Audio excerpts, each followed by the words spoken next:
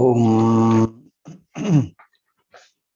Sahana Vavatu Sahano Bhunaktu Sahaviryam Karavavahai Tejasvinavadhitamastu ma vidvishavahai. Om Shanti Shanti Shanti.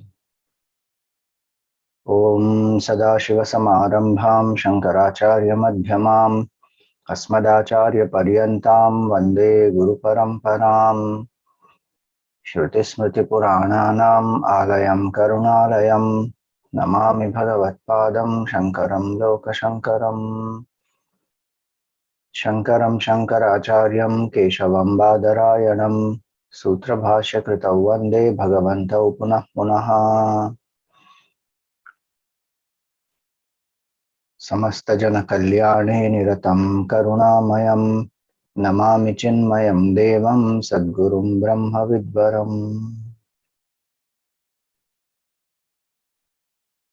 Om Bhadram Karnebhih Shrunuyama Devaha Bhadram Pashyemakshabhirya Jatraha Sthirairangai Stuštuvagum Sastanubhihi Vyashema Devahitam Yadayuhu Swasti na Indro Vriddhashravaha Swasti na Pusha Vishwavedaha Swasti nastarksho Arishtanemihi Swasti no Brahaspatir Dadhatu.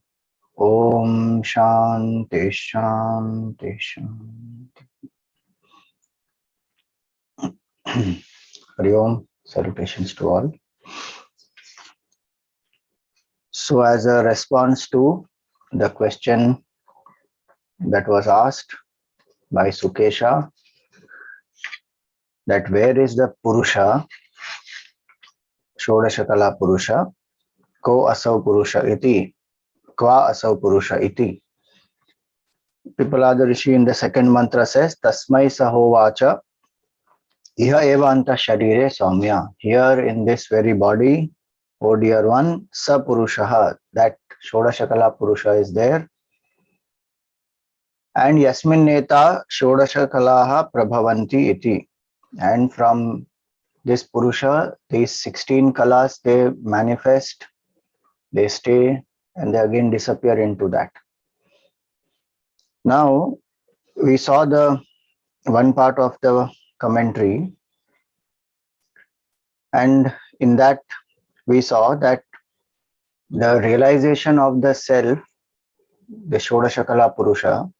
So Shodashakala Purusha is the very consciousness that is the enlivener of this entire universe. And where is it to be realized? Not anywhere outside, here in one's own heart, through the steady contemplation, having purified the mind, one contemplates, one will realize here as one's own self. Then it was also said that these 16 kalas, so the Purusha with the 16 kala is called Sakala Purusha. By itself the Purusha is Akala. Akala means no kalas. By itself Purusha does not have any parts. But when we see the world, then from where did this come? It came from the Purusha. And so these 16 kalas are not to be considered as by themselves real. They are an appearance.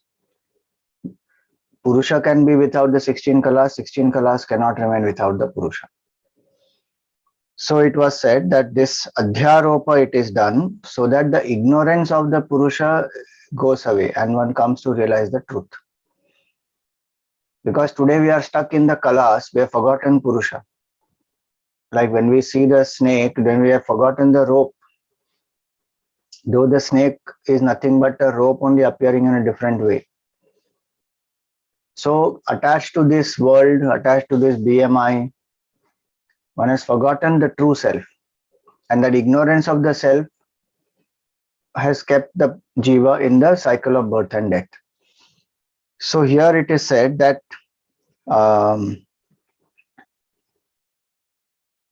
the 16 kalas are only an adhyaropa, they are only a superimposition. Because the absolute truth by itself cannot even be indicated without the help of these kalas. Right now we are in duality, so we have to use that only to rise beyond duality.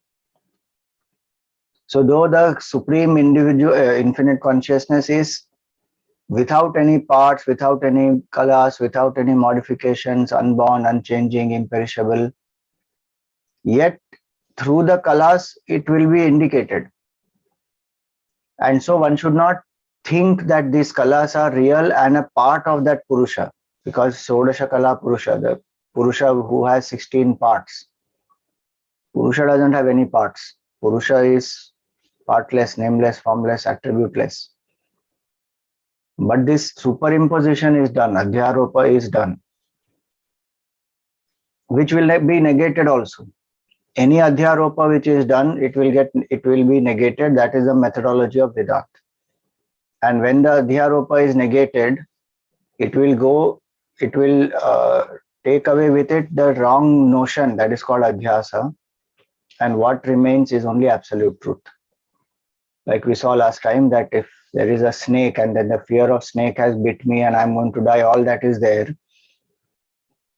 Then slowly it is said, okay, there is actually only a garland there. So the moment that person thinks, oh, there is only a garland there, then the snake has not bit me, I'm not going to die, the mind has become quieter. Then to that person it is said, there is neither garland nor snake, there is only rope. And then one is able to see. In the first state, if one is told that, there is no snake there, one says, what are you talking? I'm going through the pain and I'm going through suffering and you are, being unsympathetic, all that. So that is just a simple example. Technically, it may have, example limitations are there. Or like we saw, the food which is there. Now that food which is stuck on the plate. Now to clean that, we will take some soap. And with the water, when we clean, then the food particles also are gone and that soap also is gone. The vessel remains clean then. In the same way, Adhyasa is like that food, wrong identification, ignorance, all that. And then the Adhyaropa is what Vedant says, Panchakosha Vivek, Avasthatraya Vivek, or the Shodashakala Purusha. By itself, the self doesn't have any kosha, does not have any avasthas, does not have any kalas. But it will be superimposed. It is like the soap. Then the water is the apavada. So that soap is that adhyaropa. And then water is that apavada. The whole thing gets cleaned up. There's no food, there's no soap, vessel remains. So this way, this method is used. Now, that is where we saw that there are some various viewpoints of people that Shankaracharya mentions, because he goes in detail on this topic. So he said some people think that just like the ghee melts when the fire is lit, in that fire when the ghee is put, it will keep melting. So in that same way, this pure consciousness which is appearing in this form of different objects and this different kalas, etc., it keeps getting created and keeps getting destroyed. That is some people's opinion. Then there are other people who say that when all the objects are withdrawn, there is no consciousness. Ultimate is blank, shunya, nothingness. Shunyameva sarvamiti apare. Then some people say that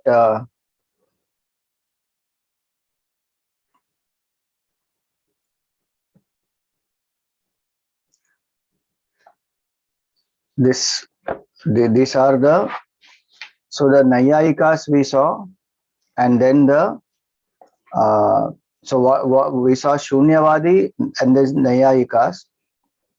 What the Nayayikas say, that the illuminer, the consciousness or this Purusha, it will keep enlivening and changing with every object that rises. Right.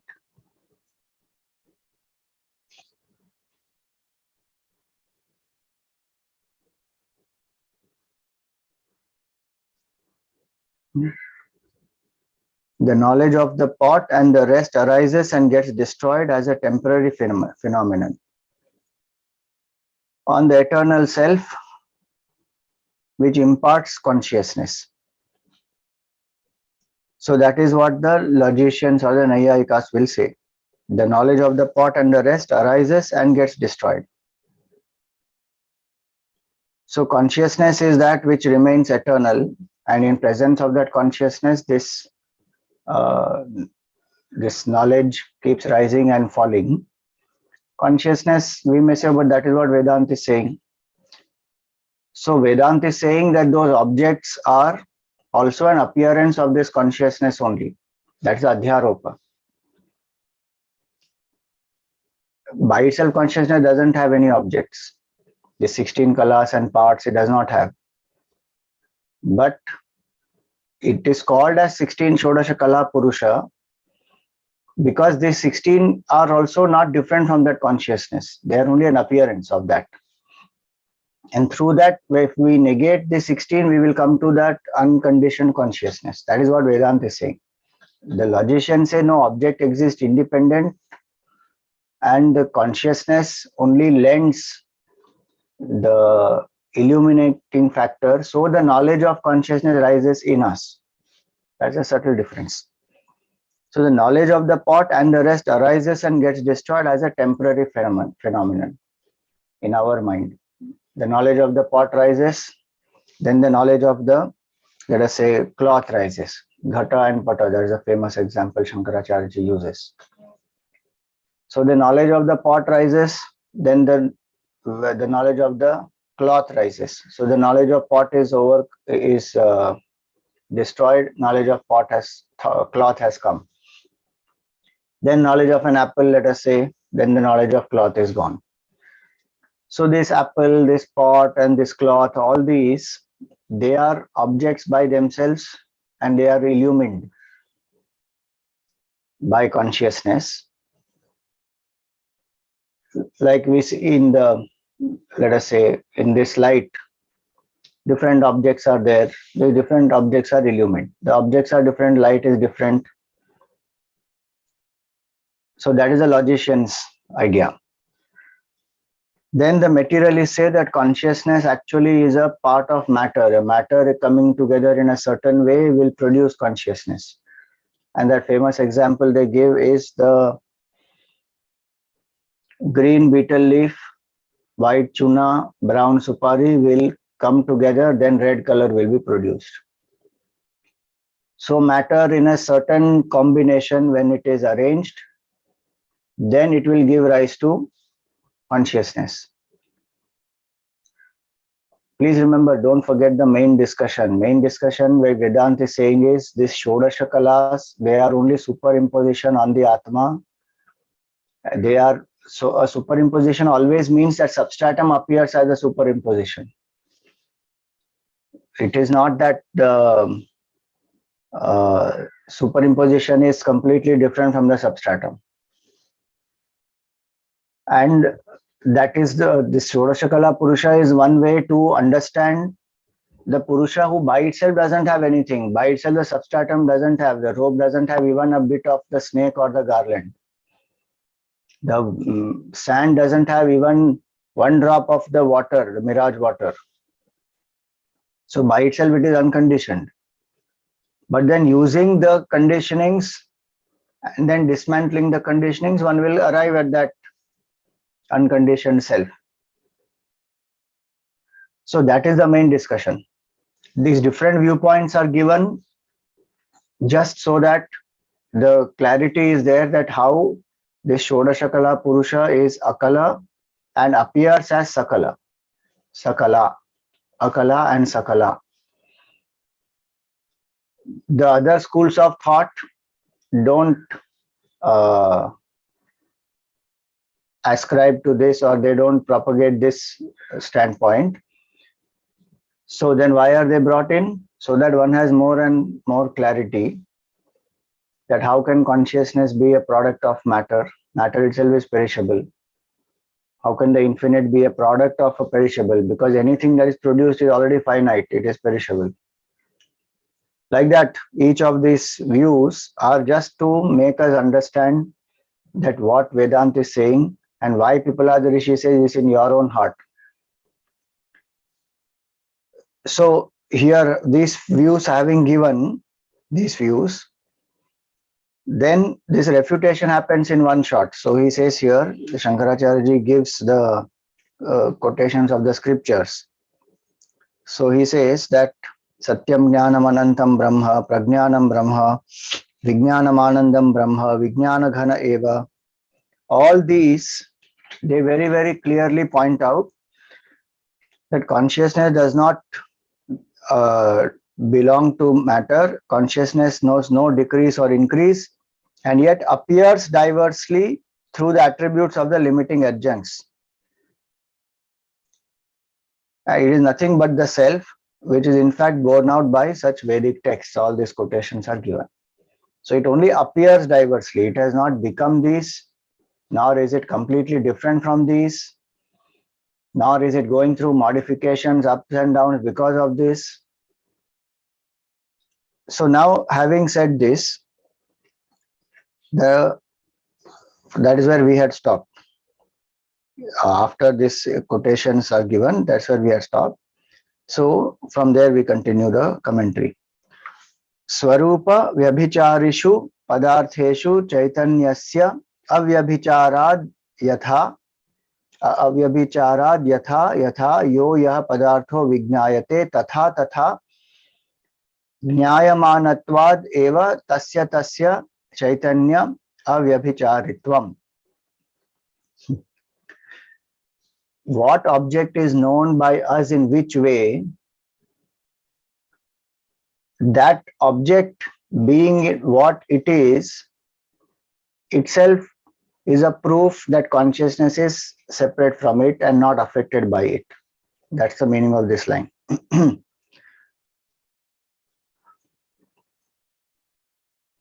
See that consciousness is proved to be invariable, meaning changeless, from the fact that consciousness remains unchanged. So if I know apple, the appleness of the apple, okay, it is, let us say, red in color, green in color, it has a lot of water, fiber, all that, properties of apple. The appleness of the apple, the potness of the pot, made up of mud, maybe a some particular shape, will cool the water when it is kept inside.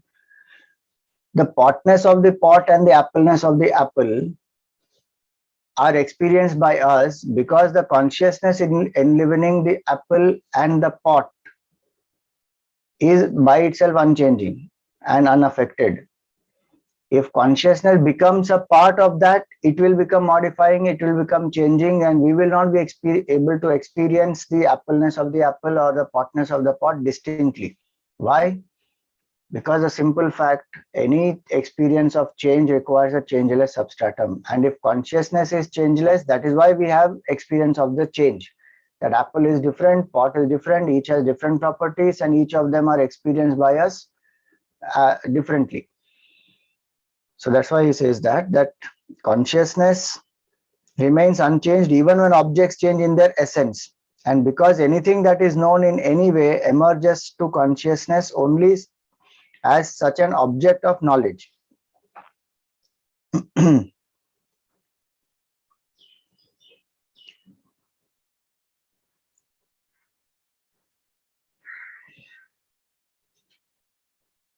So further it is said here that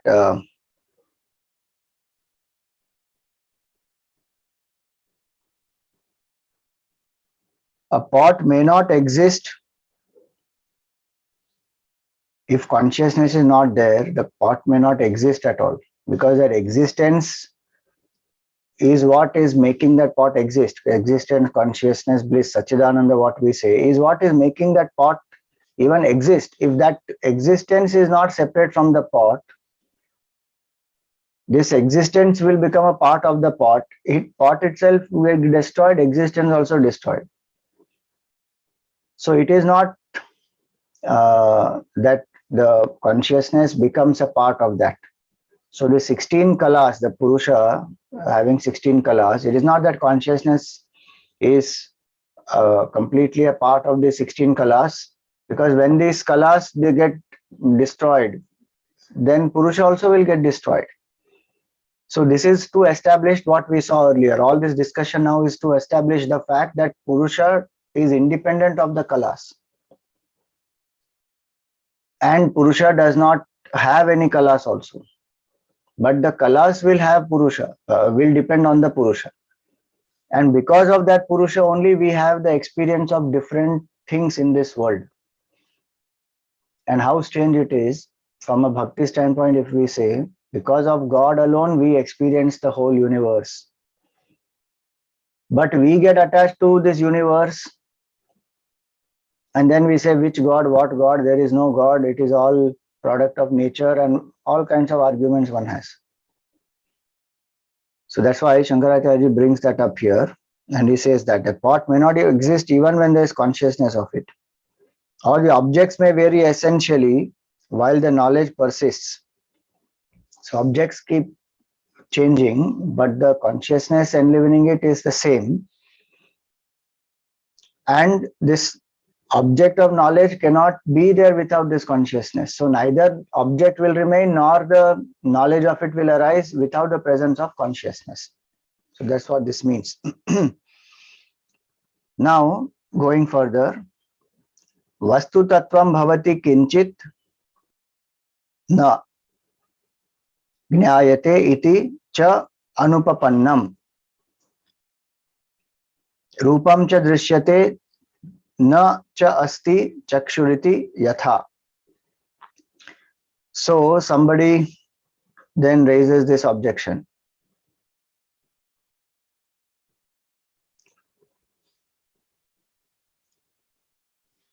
The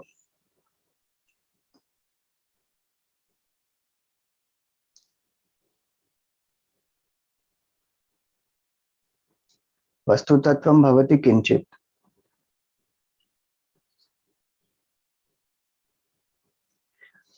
Now someone says the object remains.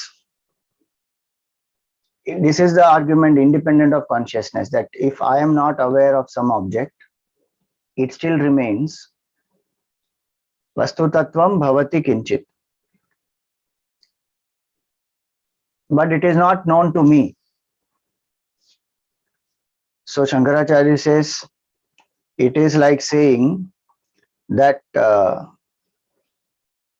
form can be seen, but there is no eye. How can you see the form without the eye? Eyes have to be there first, then the form can be seen. If somebody says objects exist independent of themselves, just because I don't know does not mean they don't exist. Then from Vedant standpoint, that is a wrong argument, because first I have to exist, then the object can be perceived. The subject has to be there always. Then the subject will perceive the object. In the state of deep sleep, that is an argument which will go now. It will go towards deep sleep. In the state of deep sleep, the subject becomes absent, so the object is not perceived. The object, the world outside does not exist. Now, if somebody says, no, world exists, that is why we wake up in the same world. Next morning, we wake up in the same world. So I went to sleep, I didn't experience the world, and next morning I woke up, again the world exists. So world was existing even when I was asleep. That argument has its own limitation, because one is considering this duality as real, this body as real, this world as real, and One is assuming that the world was as it is when one was asleep. The world has gone through enough changes, and that the person also doesn't know, because the person didn't have any experience of the world. Only when this small I rises, enlivened by the big I consciousness, then the experience of the world happens. For that person who was in deep sleep, world did not exist. And it is a projection. That is what the difference between that Bahujivavad and Ekajivavad is, that we think the world is real and then we are born into that world. Vedant is saying, no, you are real and world experience is rising and falling in you. You are not this Mr. So-and-so. That Mr. So-and-so also is a part of the world only, the changing thing. The changeless consciousness in you is you, in which this whole experience rises of the world when one is in waking state. It goes away, one goes into dream state, another world gets created, then one still goes into deep sleep, then both these worlds get negated. So it's a shift of identity. If I hold on to this identity that I am born inside the world, that means that I think world is real, body, mind, intellect is real, and so this BMI is born into the world. So even when the BMI was asleep, the world continued to exist independent, which is a regular view that all of us have because we hold on to one identity. Vedant says, no, are you that identity? That is just a role, and that is just one part of the changing realm itself. So it will come to that. This deep sleep discussion will come now. So the object does not exist independent of consciousness. It is the consciousness which exists independent of the objects. The kalas, that's what this line means. Then he says, Vyabhicharati tu gneyam, na jnanam vyabhicharati kadachidapi gneyam gneya abhave api gneya antare bhava jnanasya. So the objects of knowledge, they can keep changing. But the illumining consciousness does not change. So remember here, the word gneyam means object of knowledge, whatever is to be known, whatever is known as other than I, the real I, that is the object. And gneya and jnanam here does not mean knowledge of some object or the objective knowledge what we think. Jnanam here is the consciousness itself. So objects changing does not affect consciousness. That is what we are saying here. That the vyabhicharati tu gneyam, what is known, what is seen by us, experienced by us, felt by us, all that which is the realm of known, that will keep changing. Na jnanam vyabhicharati kadachit. The illumining consciousness doesn't go through any change. Whatever be the known, kadachit api gneyam. And gneya abhave api, even if the objects of knowledge disappear, meaning like in deep sleep, none of them exist. Agneya abhave api jnana antare bhavat ajnanasya.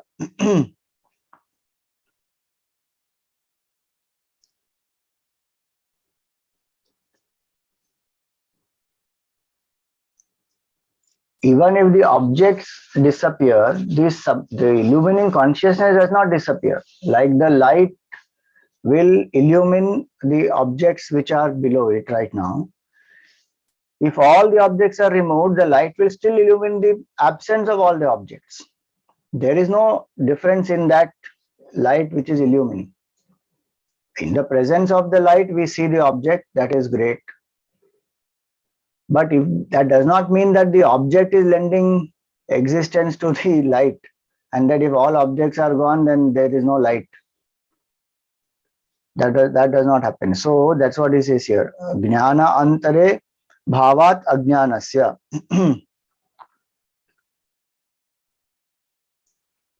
Why?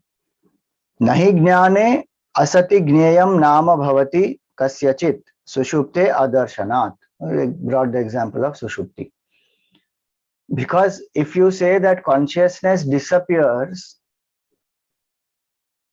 then what, who, there is no way to know anything, because the ultimate existence and knowledge principle is consciousness. Without the consciousness enlivening the mind and the senses will not function, will not even know anything.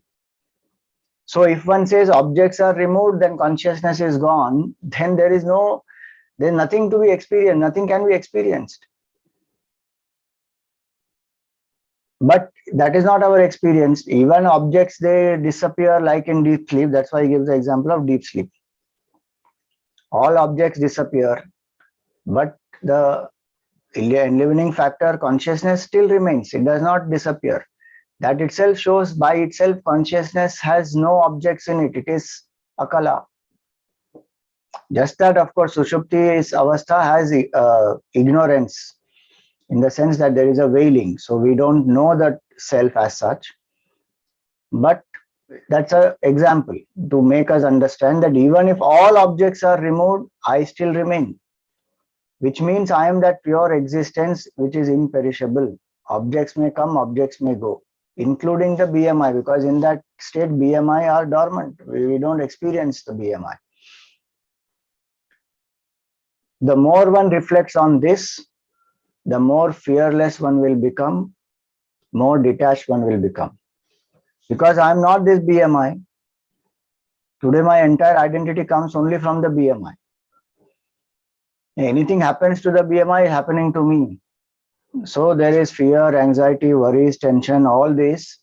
And the greatest fear is that I will die. This body will perish. It is perishable actually, but I think I am perishable because the body is perishable. So then there is fear of death, fear of what will happen after death. Is there life after death? Where will I go after death?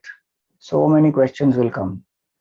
What will happen to my family? What will happen to my property? What will be my next janma? All questions will be there in the mind, because the mind has that identity that I am this Mr. So and so. The more one says that even if all the objects are gone, there is one consciousness, and by itself that consciousness is object free, is objectless, is awareness it is. Though it illumines all objects, it appears as all objects, but by itself it is objectless. And I am that consciousness. So now that Shankaracharya has given this example of deep sleep, now the discussion goes in the direction of deep sleep, about deep sleep itself. And all kinds of possible permutations and combinations are brought up as the objection, and Shankaracharya refutes all of them. See, one by one we'll see. So first objection comes, Jnanasya api sushupte abhavad jnayavat jnana swarupasya vyabhichara iti chet. So his question is that since even consciousness is not perceived in sleep, just because it does not exist there, then therefore it follows that knowledge in itself is inconstant, just like an object. Consciousness is not perceived in sleep. So he is saying there is no consciousness also in sleep. Deep sleep. Please remember, when we say sleep, it is deep sleep. So consciousness also is not there in deep sleep. So just like the objects have disappeared, consciousness also disappeared. That's the argument of the Shunyavadi, right? And because of that, we say consciousness also changes and object also changes. Both are changeable only. Shankaracharya says, no. Gneya avabhasakasya jnanasya lokavad gneya abhivyanjakatvat savyangya abhava aloka bhava anupapatti vat sushuptehe vijnana abhava anupapattehe. So Shankaracharya says, no, to say that is not correct. Why? The consciousness, just like the light, is illumining the presence of the objects and the absence of the objects. The absence of the object does not mean the light will become absent. That may happen with today's technology, one may say that, but that's, please remember, limitation of example. If you suppose with all the sensors and all that, you bring the hand below it, then the light will happen. If you take the hand away from it, the light will close. I don't give that example. That is the limitation of the example. Ordinarily, if the light is on, objects are seen below it, and we remove the objects, light will still remain. Light does not become off. So that's what he says. Just like the light does not disappear when the objects disappear, in that same way, one cannot say that consciousness is not there in deep sleep. How can you say consciousness is not there in deep sleep? Because then there would be no experience of the deep sleep. And there would not be any recollection of that experience of deep sleep also. If consciousness is, absent. So he says, no, that is not correct. Nahi andhakare chakshusha. So he gives an example. Nahi andhakare chakshusha rupa anupalabdhau chakshusho abhavah shakyah kalpaitum vainashikena. So he says here that in the darkness, even those people who are believers of this Kshanika Vijnanavad, they are called as the Vainashikas. What they believe, every thought, with every thought, consciousness rises momentarily and disappears momentarily. They believe in that. So the consciousness that enlivens the thought that this is a pot is different from consciousness that enlivens the thought that this is a cloth. That is different from consciousness that enlivens the thought this is an apple. They believe in this momentary consciousness. Kshanika Vijnanavad it is called. Kshanika means momentary. Vijnana, there is consciousness. So that is their belief. So he says that even those Kshanika Vijnanavadis, they will not accept that when the objects are not there, eyes become absent. Eyes are there, so I see objects. But if all objects are taken away, it does not mean eye has gone. Even they will not accept this fact. So that is what Shankaracharya brings up, saying, so what are you saying that objects don't exist, so consciousness does not exist? That is not true. Now the next question he comes up with, the Madhyastha, he says that Vainashiko Gneya Abhave Jnana Abhavam Kalpayatyeva iti chet. So now his question is that those Kshanika Vijnanavadis, what do they say? That when the known is not existent or it is absent, then the knower also is not there. That is what they also believe in.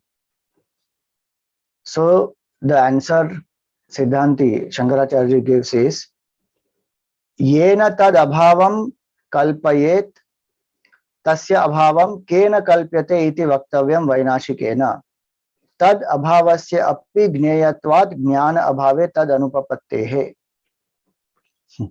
So he says that Vainashika should tell that who knows the absence of this consciousness. Meaning, when object is not there, consciousness also is not there. Only when object rises, consciousness is there. That is a momentary consciousness theory.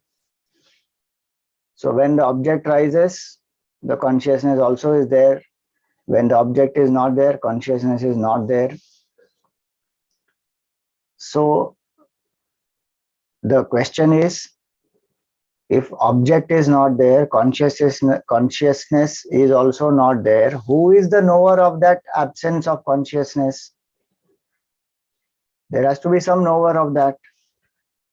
It cannot be then nobody to know that, then that knowledge will not arise. So he says, Shankaracharya says, tell that Vainashika, that Kshanika Vijnanavadi, to explain that who imagines the absence of that consciousness, or who experiences the absence of this consciousness if consciousness also disappears with the disappearance of the object. Now explain that.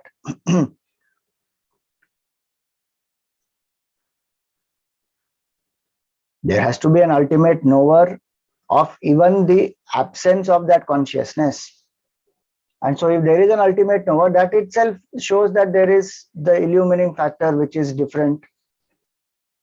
So one cannot say that consciousness becomes absent when the objects become absent. Because to know that absence also, presence is required. Simple logic that is. That's the logic of even Shunyavad. To refute Shunyavad, that's the logic. The ultimate reality is an absence. It's a void. The who knows that void? There has to be a knower of that void. If ultimate reality is a non-existence, then we are contradicting ourselves by saying non-existence exists. How can non-existence exist? It does not exist by itself. There has to be an enlivening entity which enlivens that also. There has to be a presence to recognize also the absence. So if both the knower and the known, consciousness and the object they become absent, who knows their absence? If nobody knows their absence, then their absence cannot be known. There has to be an enlivening entity by which we know the absence of both. Hence he says that argument is not acceptable. So the Madhyastha brings another argument.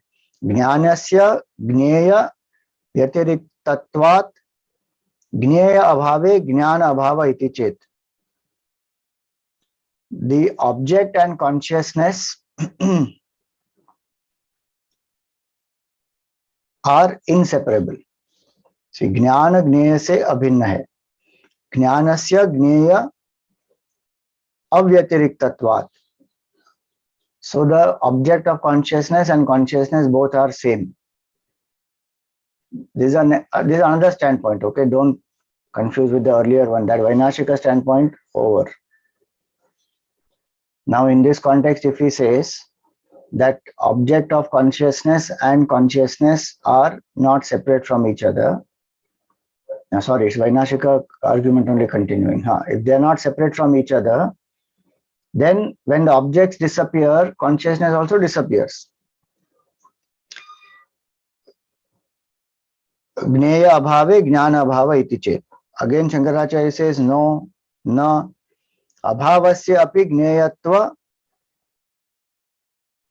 abhyupagamad abhavo api jneyo abhyupagamyate vainashikaihi nityascha tad avyatiriktam cha avyatiritam chet jnanam nityam kalpitam syat tad abhavasya cha jnanatmakatvat abhavatvam vangmatram eva na paramarthato abhavatvam anityatvam cha jnanasya. So Shankaracharya says no, that is not acceptable, because even the absence is known. Abhava also is an object of knowledge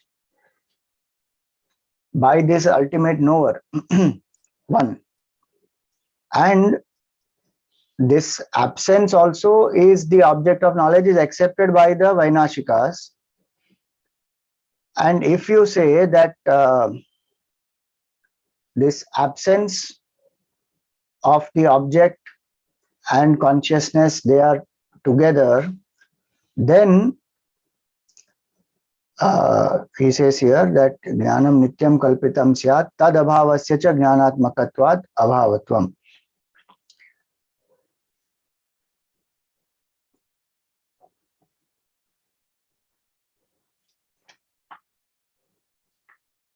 If the knowledge, if the consciousness and the object are one together, then both are eternal, because the knower is eternal.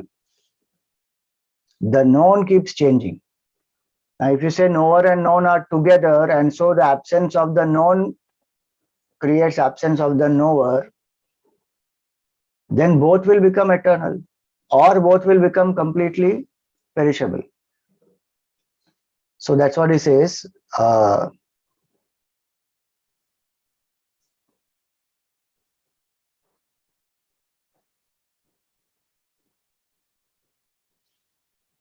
Both these possibilities are not correct. One.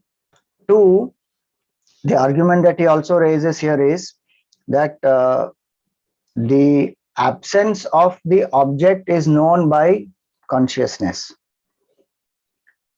The absence of consciousness is only a theoretical construct. It is not possible, because if consciousness becomes absent, there cannot be another knower to know its absence, because that is consciousness. Then consciousness never became absent. So the absence of consciousness is only a point of theoretical discussion. It is not practical, or it is not experienceable at all. Because if you say consciousness became absent, who is the enlivener of that consciousness? Who is the entity aware of that absence of consciousness? If there is an entity which is aware of the absence of consciousness, then consciousness is existing in that form.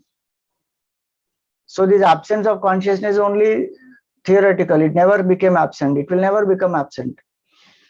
So that's the logic he has given here, that it is only Vang Matram Eva.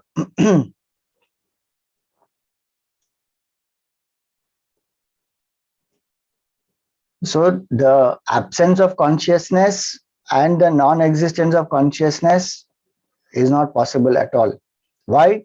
Nacha nityasya jnanasya abhava nama matra adhyarope kinchit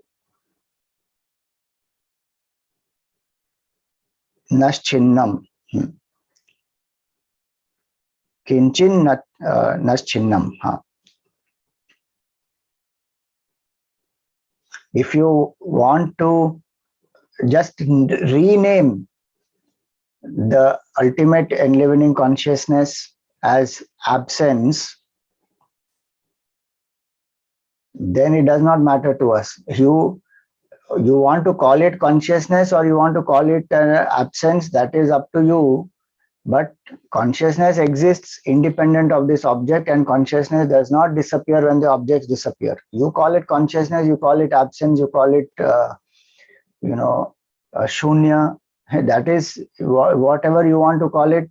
We don't have an objection if you just change the name, because anyway consciousness ultimately is beyond all name, form, attributes, all that. But if you say that consciousness does not exist at all, then that is not correct. You want to change the name, you change. You call it abhava, you call it. We don't have a problem.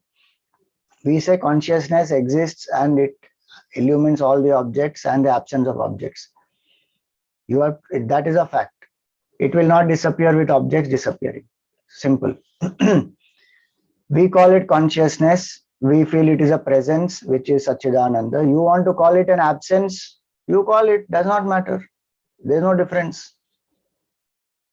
This is one of the things that actually the Dalai Lama told us. So when we went, I may have shared earlier also, I'm not sure. So when we went during our course to meet the Dalai Lama, we had gone to Sidbari as a part of the Vedant course. And there we went to meet the Dalai Lama. McLeodganj is where he stays, nearby. And there, one of the questions was asked to him was this, that how is Vedant and Buddhism separate from the standpoint of the ultimate goal? When Vedant says that consciousness is the ultimate reality and you are that consciousness, but Buddhism says ultimate reality is shunya, it is blank, it is void. So why does Buddhism say that? And what is the difference between Vedanta and Buddhism? And Dalai Lama said very clearly, he said, when we say blank, we only mean the absence of all the finite experiences. So if all that which is finite is transcended, which is what Vedant also says, Vedant says you realize consciousness. Buddhism says it is absence. It is a shunya. That shunya is not that it is a void. That shunya is to say that none of the finite experiences exist there. It is a state of awareness. That's it. So there is no difference actually from that standpoint of the core aspect of Buddhism which Buddha propagated, what Buddha spoke about, which is what they call enlightenment, because enlightenment is not an absence. It is dropping all attachment to the body, mind, intellect, to all the finite experiences. What one experiences in that state, that is the bodhi, that is the realization. It is not some zero or blank or void that other people have created, and then that whole Buddhism school of thought is there of Shunyavada, Kshanika Vijnanavada, all those things are there. But the Dalai Lama himself says it's just a different way of expression, which Vedant also has. Vedant also says Prapanchopashamam Shantam Shivam Advaitam Chaturtham Manyante Sa Atma. That is the Atma. Prapancha Upashamam. The whole world disappears in that state. It does not exist. But it does not stop there. So it will say Shantam Shivam, it is consciousness. Advaitam, it is non-dual. It will not say it's absence. So the moment this absence word comes, then a lot of confusion starts. The ultimate truth is cannot be an absence, because absence also is an object of knowledge which is known by someone, a conscious entity. So that's what Shankaracharya says here, that if you just want to change the name, you can change, you put any name, we don't have any problem. But concept you cannot tamper with, because absence also is known by a presence only. Now this Madhyastha brings another argument. Atha abhavo gneyo api san jnana vyatirikta iti chet.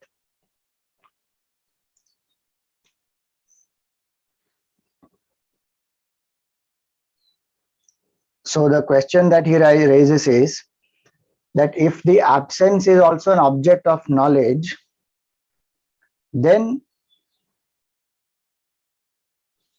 that absence is, if we consider that absence as different from the consciousness. So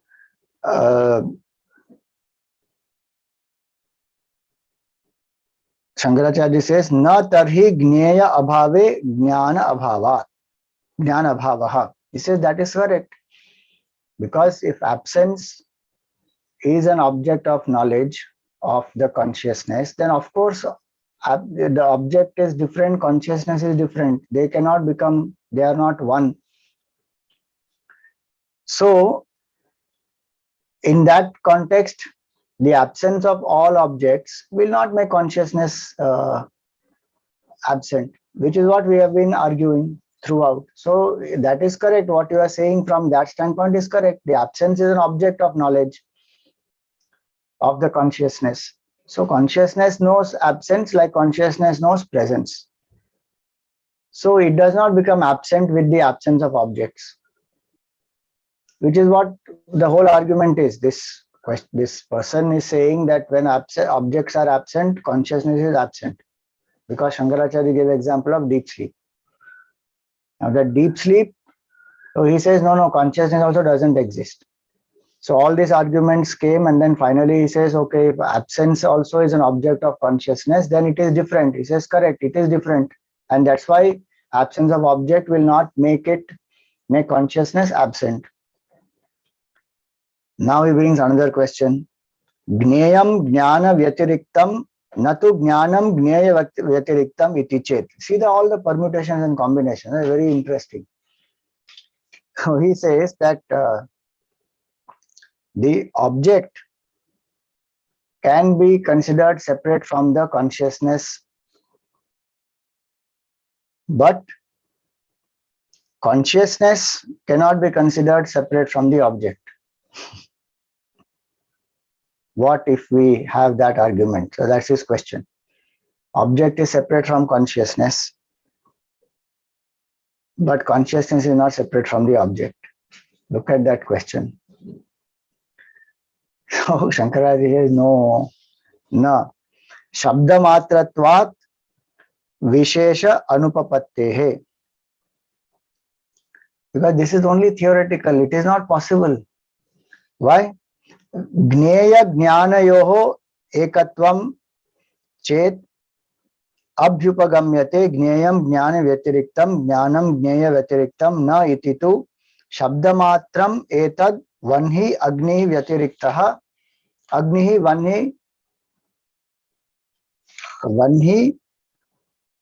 vanhihi agni vyatiriktaha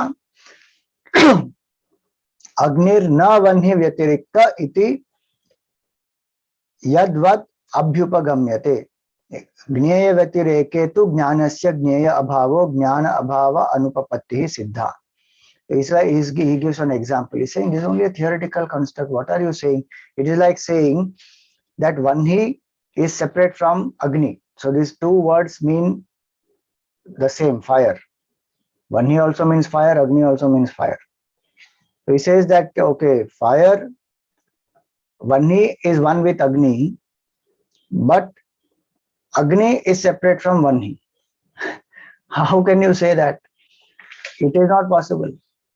So if you say object and this consciousness, so object is different from consciousness, but consciousness is not different from object, then how there will be oneness? If B is equal to A, B and A are one, so the argument is saying B and A are one, but A and B are not one.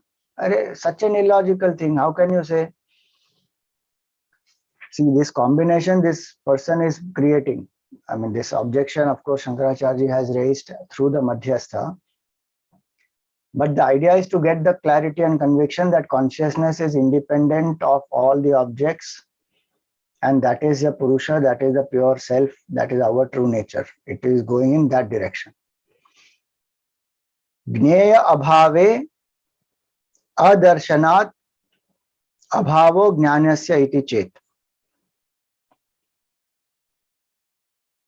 So now he says that in the deep sleep state, when object is not perceived, the absence of all the objects also means the absence of consciousness, because even consciousness is not perceived in the deep sleep state. So it is only complete absence of both subject and object. So he says, na sushuptehe jnapti abhyupagamat vainashikaihi abhyupagamyatehi sushupte api jnanastitvam. So he says, no, that is not correct, because the existence of the entity which knows the absence of everything is accepted even by the Vainashika. They have not denied existence of the knower in deep sleep, because there has to be an entity that knows. So you cannot say that just because objects are not perceived in deep sleep, consciousness also is not perceived in deep sleep. Because who knows, when we wake up, who is the one who is recollecting, I slept peacefully without any dreams, or I had a power nap, or I had a dreamless sleep, I slept like a log of wood, I knocked out, I didn't know anything. Who knows that? So there cannot be the absence of consciousness in that state. Tatrapi gneyatvam abhyupagamyate jnanasya svenaiva iti chet. So now he says that in that state, in the deep sleep state,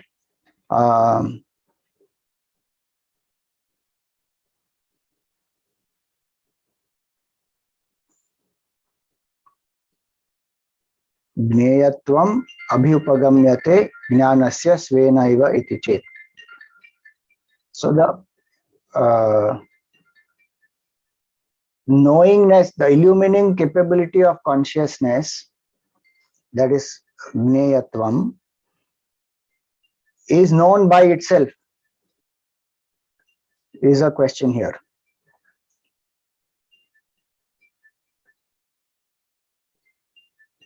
A little confusing question is this, because these words Gneya and Jnana, they create that confusion.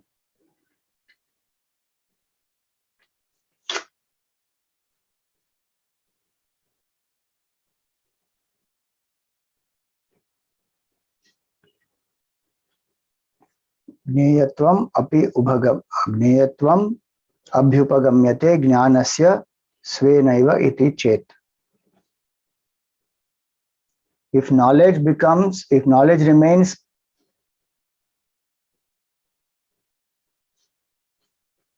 unknown to itself, then omniscience becomes untenable.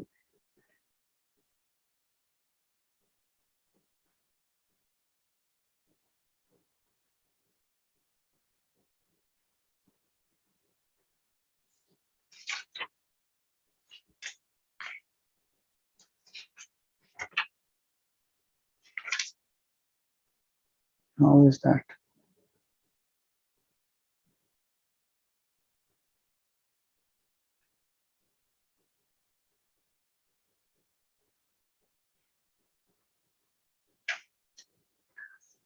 Huh.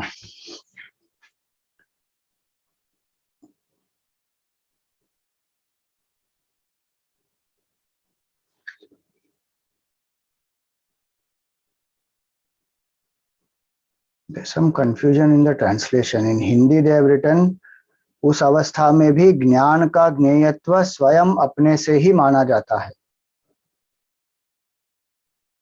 And in English the translation is, if knowledge remains unknown to itself, then omniscience becomes untenable. Some confusion. I will come back to this.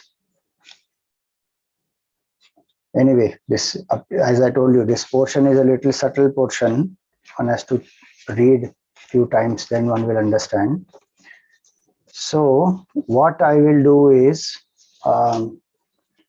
because I don't want to leave this portion right now in half, we will again have a class on Monday morning, because this portion has to get completed.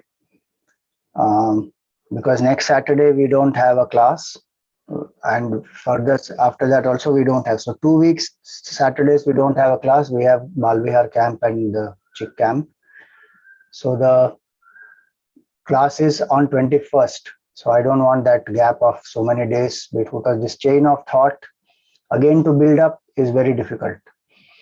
So we will again do this on Monday, and this portion alone we will complete. So Monday we will do a little early,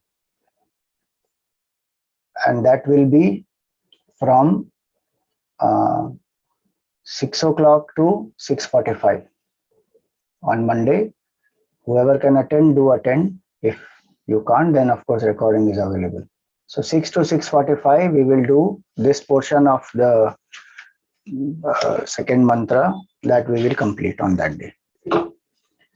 Okay, any questions for today?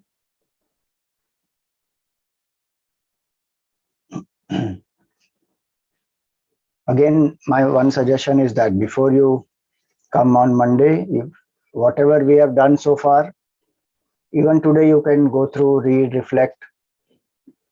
But for Monday class also be prepared with that.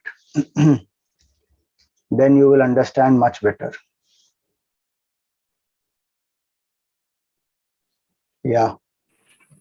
Thanks, Swamiji. So, I was following the first few objections and of course the clarifications to it. But this particular objection, it says that object is different from knowledge, but knowledge is not different from object. Like, I'm not even able to understand where is the objection coming from? Like, how is that an objection? So that objection, object is different from knowledge, but knowledge is not different from the object. Again, as he said, it's a theoretical this thing only. That was the refutation he gave. But the objection is coming from the fact that what we see in Vedant is that the object is actually an appearance of consciousness. So from that appearance standpoint, when we say object is not completely different from consciousness, but we feel object is different from consciousness because we have forgotten consciousness. So at one level, object does appear different from consciousness. But at other level, consciousness is not different from the object. Is the appearance theory, where substratum remains unchanged, but it appears as the superimposition, which is correct. Because in the absence of all the superimpositions also, substratum will remain. Right. This objection is coming from that argument. They are trying to use that argument to say that object is different from consciousness because object is known by consciousness, but consciousness is not different from the object. So if consciousness is not different from the object, absence of object will make consciousness also absent. But isn't it self-contradicting in some ways, what they're saying? Correct. That's what he says. Na? That's what Shankaracharya also is saying. You are, first of all, this is a theoretical construct. It cannot be like this. And you are contradicting yourself only. Because in one way, you are saying object is different from consciousness. And so the consciousness is enlivening is the one who is enlivening the object. And object can come, it doesn't affect consciousness. And the other hand, you are saying, no, but consciousness and object are one. So absence of consciousness will be absence of object. Because finally they are coming, absence of object will be absence of consciousness. So finally, all arguments of the Madhyastha are to somehow come to prove that fact that consciousness also will become absent if there is no object. And all those permutations and combinations, some of them theoretical constructs, some of them half-baked Vedantic concepts, some of them from the nihilist standpoint, some from that Kshanika Vijnanavadi standpoint, all those are refuted by Shankaracharya.